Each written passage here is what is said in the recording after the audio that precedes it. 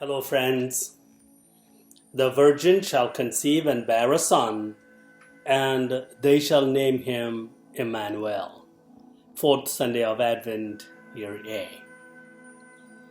This sentence that I just read, that the Virgin shall conceive and bear a son, and they shall name him Emmanuel, is mentioned 3 times in today's scriptures.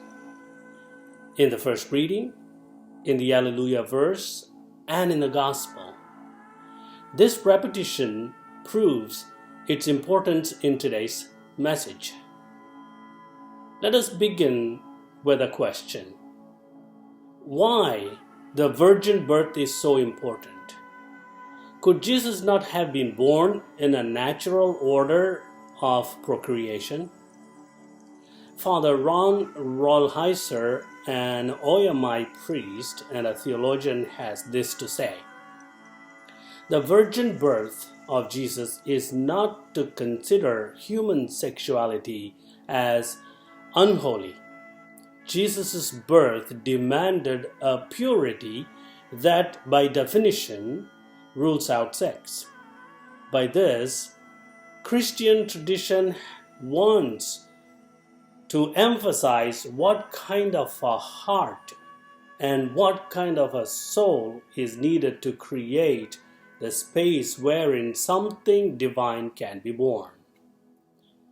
The Virgin's heart, he says, lets love to unfold according to its own dictates rather than manipulating it.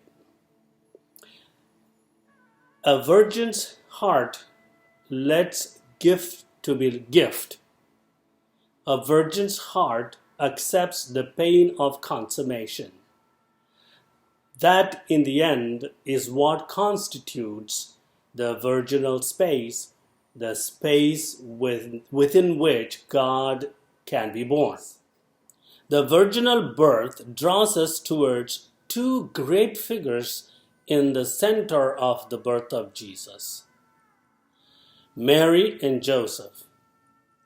Mary. According to Jewish law, premarital sex is punishable by death. Mary's pregnancy out of wedlock exposes her to the penalty of death.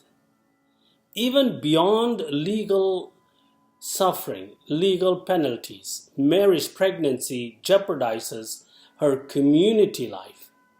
She is exposed to suffering and shame in her own community. No one wants to marry a woman who looks like a sinner and has an illegitimate child to support. If Jesus carried his cross to save the world, Mary bore the cross bearer, indicating her lifelong suffering.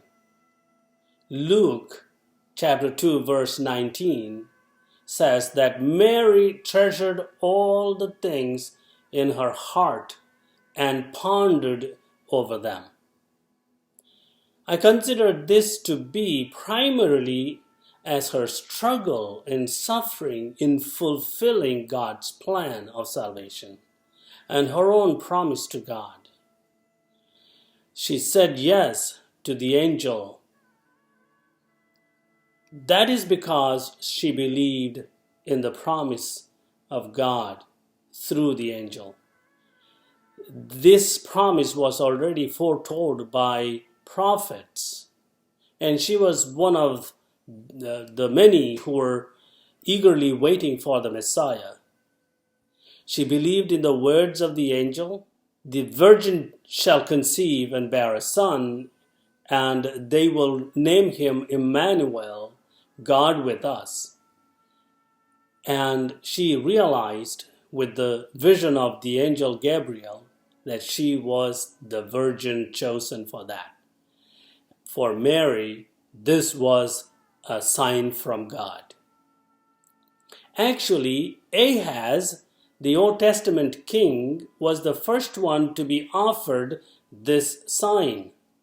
Prophet Isaiah warned Ahaz against making friends with the Assyrian emperor. The king foolishly rejected God's proposal, but the prophet insisted that the king ask for a sign, but the king refused. The prophet gave the sign anyway and said, "The virgin will conceive and bear a son, and they will name him Emmanuel, God with us." Ahaz and his kingdom had serious consequences because he did not accept the sign of God. Joseph. Joseph, the husband of Mary, was a dreamer like the Joseph of Old Testament. But he was also a discerner of God's will like the Joseph of Old Testament. Joseph of Nazareth had a dream. His dream was a sign from God that changed his mind not to desert his wife Mary. Joseph was a seriously religious person, a religious Jew who knew the promises of God through prophets. When the angel in his dream said, quoting Isaiah, "The virgin will conceive and bear a son, and they will name him Emmanuel, God is with us," he knew what it meant. He accepted Mary's role of virgin that will conceive and give birth to Emmanuel. Joseph means God adds. God rightly added Joseph to the Holy Family to make it complete. God gave a child and a woman to be part of his life. God added Joseph to Mary and Jesus. Unlike Ahaz, Mary and Joseph accepted the sign that God gave, and they became part of God's plan of salvation for not only for themselves but for the whole humanity. This dynamic couple, Mary and Joseph, is the most beautiful model for dating couples, a wonderful example for troubled families. Mary is the inspiration for all young mothers, young ladies in difficult situations. Mary is the strength of all those who wish to be pure before and after marriage. Joseph is the guide of all men who are confused about their commitment in the sacrament of marriage. God gives men and women committed in the marriage covenant a sign, as he gave to Mary and Joseph. You are called to follow their example. If you recognize that sign, accept it, and you will become part of God's salvation for you and for the whole world. God bless you.